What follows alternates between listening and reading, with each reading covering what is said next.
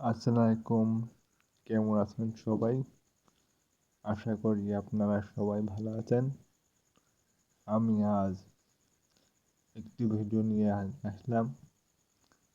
আপনারা যারা গর্ভবতী আছেন তাদের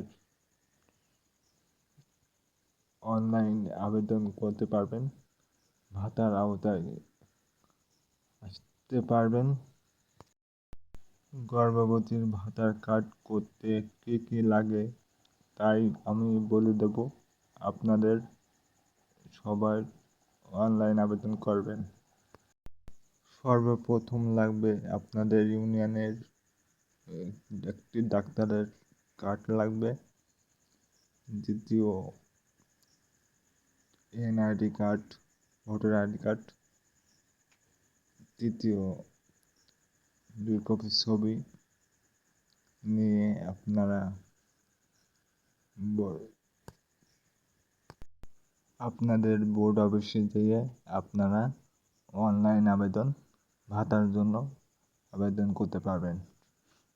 সবাই প্রতি মাসে 1 থেকে 20 তারিখের ভিতরে আবেদন করে আপনারা সবাই অনলাইন আবেদন করবেন।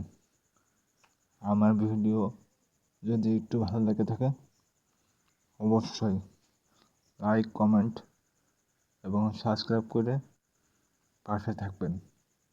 এরকম নতুন ভিডিও পেতে আমার সাথেই থাকবেন। ভাতার কার্ড করতে হলে কোনো টাকা লাগবে না, আপনারা বিনামূল্যে করতে পারবেন। অনলাইন আবেদন করেন সবাই দ্রুত। আর যারা টাকা পান তারা আপনারা আগস্ট মাসে টাকা পেয়ে যাবেন সবাই।